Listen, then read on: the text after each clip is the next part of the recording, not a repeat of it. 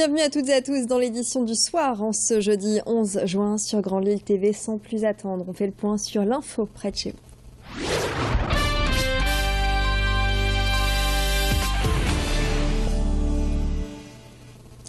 Et c'est un rendez-vous annuel, le congrès des maires du Nord. 550 maires sont réunis jusqu'à demain à Gaillante Expo, à Douai.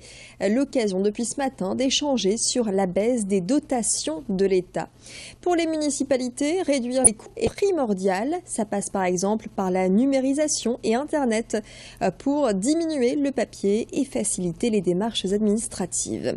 Autre sujet qui préoccupe les maires, l'éducation avec la réforme des rythmes scolaire ou encore l'accessibilité des commerces pour les personnes à mobilité réduite. Plusieurs personnalités avaient fait le déplacement. Je vous propose d'écouter le président de l'Association des maires du Nord, interrogé par Xavier Silly. Les maires du Nord, comme les maires des autres départements, c'est une grande famille. Et c'est le moment pour nous d'échanger, de mettre en commun aussi nos expériences et surtout de peser demain sur le gouvernement et notamment sur le projet de loi de finances 2016 parce que ça devient vraiment insoutenable. Nous sommes au milieu du gué avec la baisse des dotations de l'État et ça ne fait que, hélas, monter en puissance et on ressent une vive inquiétude chez les élus locaux et on a besoin de se mobiliser. Les enseignants de nouveau dans la rue ce matin contre la réforme des collèges. À Lille, ils se sont rassemblés porte de Paris pour une nouvelle manifestation après celle du 19 mai. Pour les enseignants mobilisés aujourd'hui, la réforme de la ministre Najat Vallaud-Belkacem n'est pas applicable en l'état. Une réforme, oui, mais pas dans ces conditions, selon le syndicat SNES-FSU. On voit bien dans les sondages qui sont faits auprès des enseignants qu'il y a un rejet massif. On est au-delà des 3/4 des enseignants qui rejettent. Et dans l'opinion publique, on commence à se rendre compte également, et notamment parmi les parents d'élèves, que cette réforme, elle est également, alors pour des raisons qui sont parfois différentes des nôtres, qu'elle est rejetée en bloc. Et ça nous conforte dans l'idée qu'il faut lutter et dans l'idée qu'il faut mettre en place dès la rentrée 2015 une poursuite de l'action sous des formes qu'on définira. Mais la réforme ne peut pas se faire sans nous. On ne peut pas dire aux gens, vous allez travailler d'une certaine façon, sans qu'ils soient d'accord, ce n'est pas possible. Autre mobilisation sociale en ce jeudi, celle des employés du Crédit Mutuel. Ils étaient une vingtaine réunis place Richebé à Lille ce matin pour pointer du doigt des conditions de travail qui se dégradent. Et symboliquement, ils ont déposé un cercueil devant le siège de la banque. Au cœur des revendications, des pressions selon les grévistes venant des managers, des primes supprimées, la fermeture également des sites d'Arras et de Radinghem.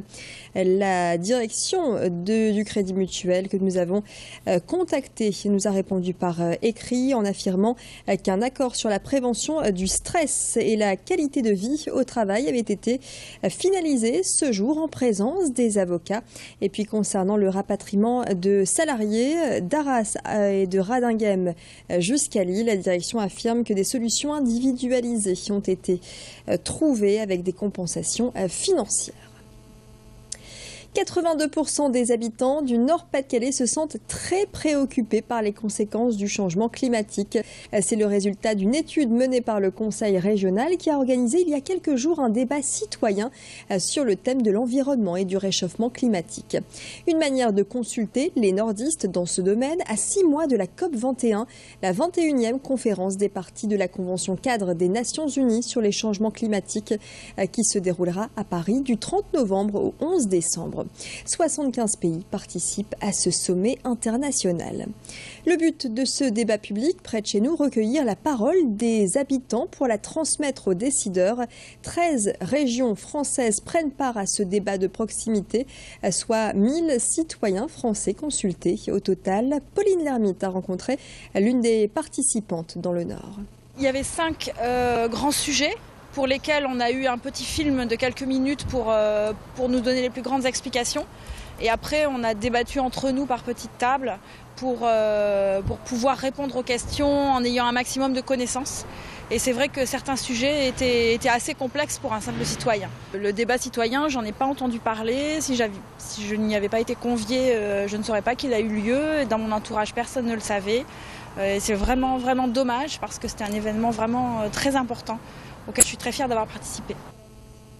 J-6 avant le début des épreuves du baccalauréat. C'est la semaine prochaine, mercredi, que sera lancé le coup d'envoi du bac avec la traditionnelle et tant redoutée épreuve de philosophie.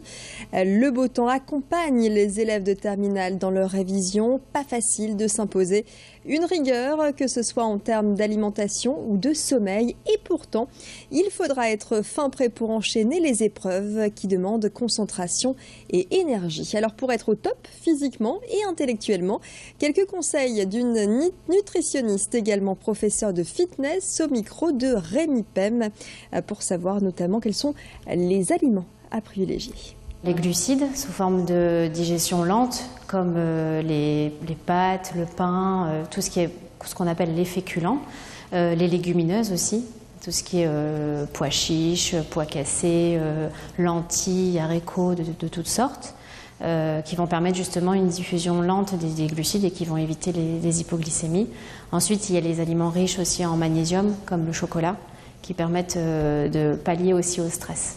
Tous ces aliments vont contribuer à augmenter la performance cérébrale.